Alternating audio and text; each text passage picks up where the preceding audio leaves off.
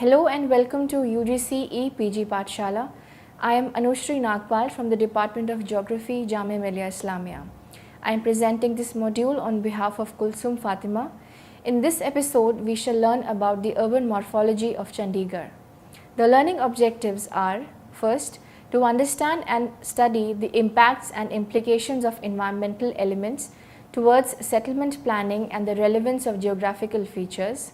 Second, to understand the importance of their formation and transformation in spatial character of the settlement area. Introduction. The city has its prehistoric past dating as back as 8,000 years and is known to be home to the ancient Harappan civilization, while deriving its name from the temple of goddess of power called Chandi and as a fort lying next to the temple called Garh. This area falls under the earlier prosperous province of Punjab, which was divided into East and West Punjab during the partition of 1947. It was initially conceived as the capital of East Punjab in India and has been effective in accommodating refugees uprooted from West Punjab to get resettled. This led to the initialization of urban development of the city starting as early as 1950, which eventually made it one of the fastest growing cities in India and later getting declared as a union territory in 1966 to serve as a capital to both the states of Punjab and Haryana. The city serves as a regional and political center for its adjoining states, while being one of the greenest cities in India, as it has a unique planning concept known as City Beautiful movement. The then Indian Prime Minister Jawaharlal Nehru envisioned Chandigarh city as a symbol of the nation's faith in the future, free from the traditions of the past. Therefore, its design and construction was a matter of national importance as a national ideal. The city was developed as a symbol for India's modernity and idealism. European architect Le Corbusier was invited to plan the city that was famous for his approaches in architectural modernism. City morphology. Geological setting.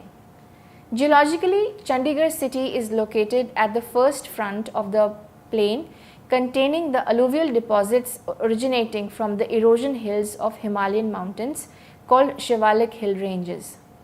These hill ranges are created by the Himalayan runoff and further broken down by the intermittent river sources to get transformed into the fertile plains of Punjab and Haryana. These plains have always been inhabited since the last 4,000 years owing to its fertile quality and proximity with the Shivalik foothills. The northern periphery of Shivalik hills and the upstream river courses support the agricultural economies in these areas by utilizing their available ecological cycles. Geographical setting.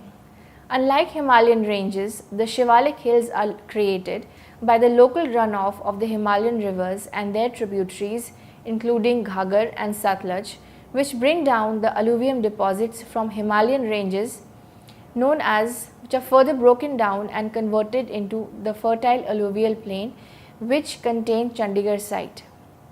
The Himalayan mountain ranges end towards the north of Chandigarh site, leading the Ghaggar river to drain while crossing the plains towards the east of Chandigarh site. It's the Ghaggar river after which the diminutive Shivalik hill ranges exist while providing peripheral edges to the city. The original city site was placed over the inclined plane along the Shivalik hills in the backdrop to utilize the action of intermittent rivers in slicing and converting the hills into the alluvial plains where the city was planned to be located. The site is further described being located at an ideal 2-degree slope with respect to the foothills, which is considered good for drainage purposes.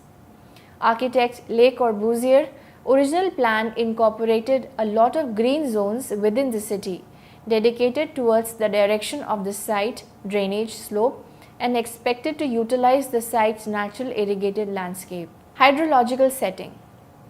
Surface water sources. The presence of Shivalik hills on the northern periphery of Chandigarh site affects its hydrology in totality and its ground conditions.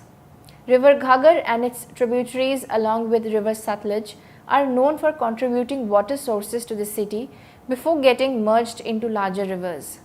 Owing to the geographical setting of the site, no major natural surface water body exists within Chandigarh except for small ponds in few of the rural areas. As shown in the figure, the blue line indicative of areas natural hydrology is the conceptual boundary for Chandigarh as suggested by Le Corbusier's protective vision. The city has its natural drainage dependent on two major stream sources locally known as Sukhna Ko and Patiala Ki Rao.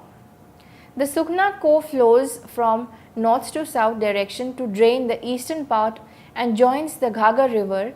This Ko has been dammed in the northeastern periphery of the city to create the largest man-made lake of India known as the Sukhna Lake with a water holding capacity of 5 million cubic meters.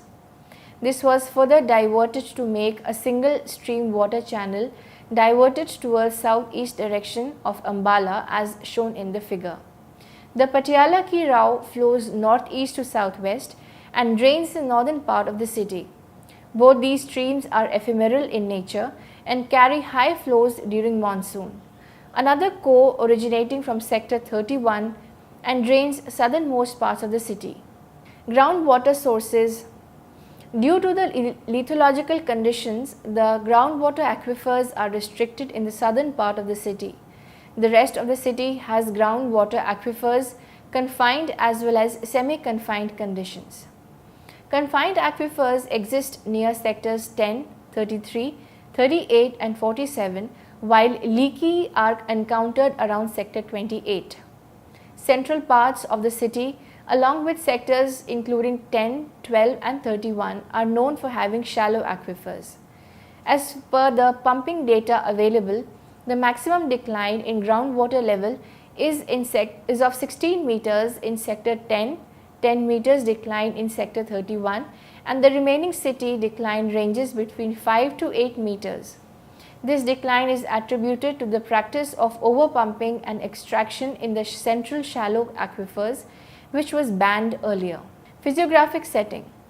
Majorly 3 sand beds exist along Sukhna Ko with a varying percentage of clay from 30 to 62%, while sand percentage varying from 38 to 70%. In general, the soils of Chandigarh city plains exhibit light yellowish brown to pale brown color containing kankar. It's calcareous in nature and is deficient in nitrogen, phosphorus and potash. Whereas the soils belonging to the floodplains affected by seasonal rivulets carry a variable texture which is coarse and stratified, having irregular distribution of depth as they are regularly drained. The city has 4 physiographic units starting with the northeastern boundary of city, having deep plains which are excessively drained with erosion ranging from slight to moderate as an impact of Shivalik range. Alluvial fans formed on southwestern slopes of the foothills. Northern part bearing soil which is sandy to sandy loam in nature, whereas it is loamy to silty loam in southern parts of the city. Regional level soil characteristics. The most prominent deformation known as Chandigarh fault is observed to the right bank of the river Ghaggar and is nearly about 5 kilometers southeast of Chandigarh. According to its geographic location, there is a concentration of active faults near populated areas of Chandigarh city along with other nearby small towns and villages, making them fall under zones of high seismic hazard and the active faults, while the biggest threat in case of large magnitude of earthquake. City level soil characteristics.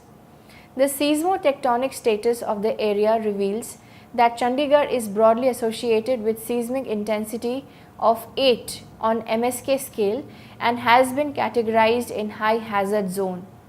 As per the geotechnical tests, the strata of Chandigarh is classified into class D stiff soil of the NEHRP code of provisions, leading to the possibilities of liquefaction in the northwestern, western, central and southwestern parts of Chandigarh, where groundwater exists at shallow depths including sectors 15 to 17, 22 to 25, 32 to 39, etc. The western part of Chandigarh, Mohali, Jagatpura, sectors 47 to 51, 15, 38, Kaimbwala, etc. show the maximum damage potential, whereas the eastern part, including Panchkula, fall in the minimum damage potential zone on comparative terms. The residual intensity map indicates that the lowest vulnerable areas are Mansa Devi complex, Mani Majra, etc. The maximum intensity increment is expected in localities such as Jagatpura, sectors 47 to 51, 38, etc. However, as per the predominant frequency map, it is suggested that short-heighted structures are likely to get less affected and is relatively safer as compared to the taller structures, particularly of 10 or higher stories, which are expected to experience much greater resonance and therefore are likely to get maximum damage under the influence of large earthquakes. Chandigarh city planning. The city has been divided into 4 major zones based on the 4 functions of living, working, care of the body and spirit, and circulation, leading to the zones of residential sectors, work-related sectors, leisure, green areas and circulation systems. Le Corbusier conceived the master plan of Chandigarh city as analogous to human body with a clearly defined head, which makes sector 1 carrying the famous Capitol complex, consisting of the Secretariat building, the High Court building and the Legislative Assembly, considered as architectural masterpieces globally. Within this Capitol complex stands giant metallic structures of the open hand, which is the official emblem signifying city's philosophy of open to give and open to receive. Followed by Sector 17 catering to its commercial activities as the heart of the city. The Leisure Valley, innumerable open spaces and sector green areas are designated lung spaces, while the intellect spaces included the cultural and educational institutions consisting of Postgraduate Institute, Punjab Engineering College and Punjab University, etc. Chandigarh also has devised its own unique concept of 7 V's, which formulated its circulation and road network.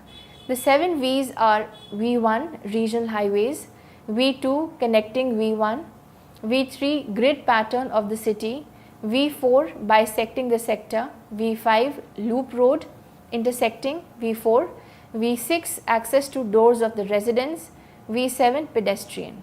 The sector placement. The city structure was governed by the road system since phase 1 planning. The road network supported the grid planning for the city while ensuring effective transportation and easy laying of infrastructures along the roadside, including drainage, storm lines, water lines, etc.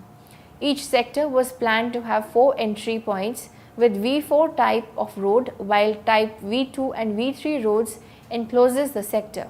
These sectors were laid in the direction of side slope while being oriented towards northwest and southeast direction to ensure proper ventilation and natural cleaning of streets through air movement. Sector size.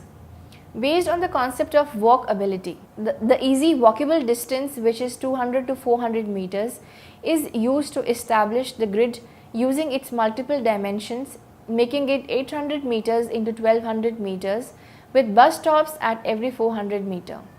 This 400 meter distance is also considered good for humans to be able to visualize, appreciate and memorize their surroundings, and therefore the sector size was freezed at 400 meter distance.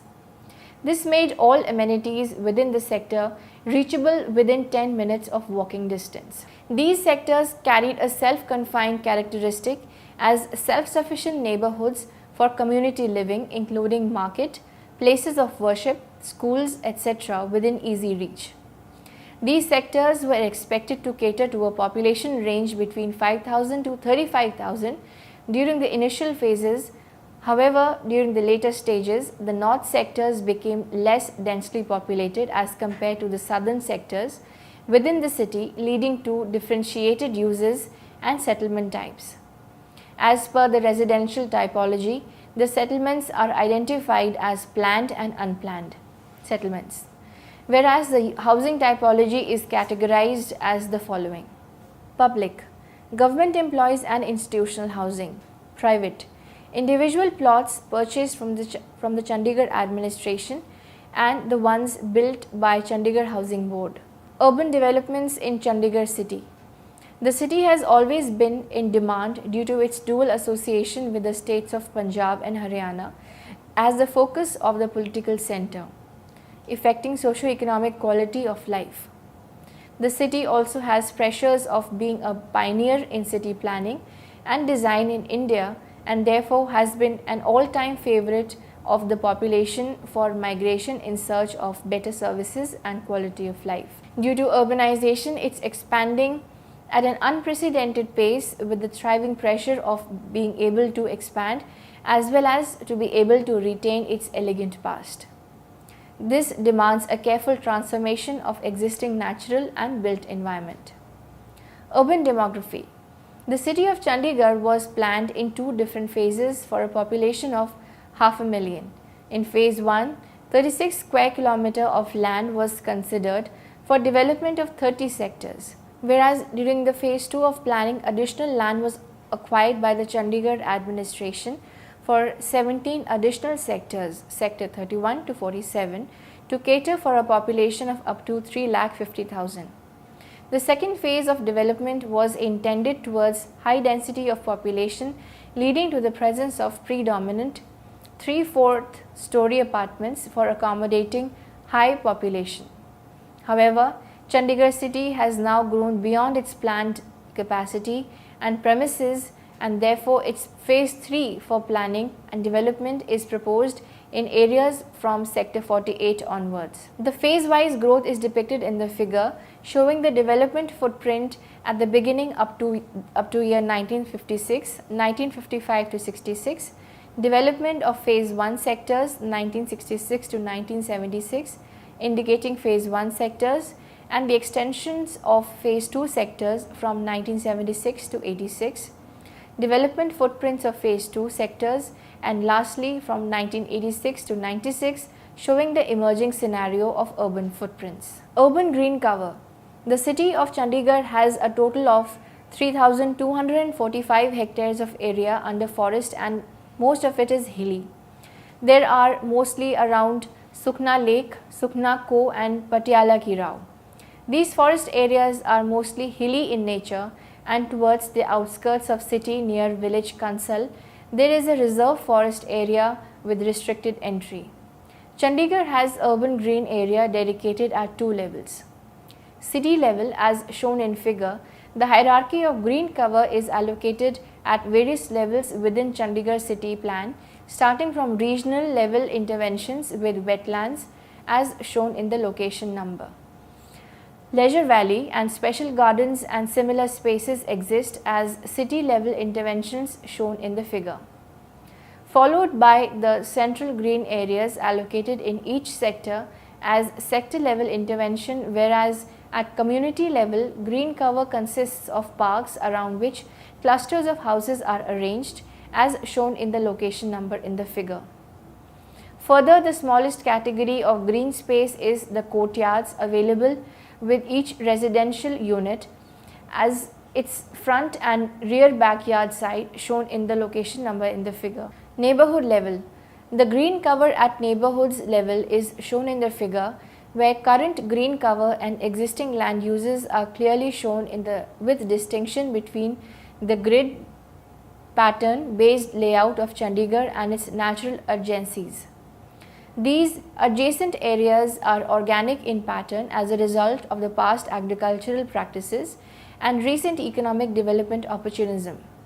This transformation is an inevitable process of urbanization which is causing development in peripheral areas characterized as a semi-urban or peri-urban edge. Urban growth timeline. The master plan of Chandigarh was conceived as early as 1951 and advocated the earliest development during the phase 1 building, the roads and layout service infrastructure, where south side got low density development, whereas the north side has high density accompanied by intermediate densities from rural sprawl.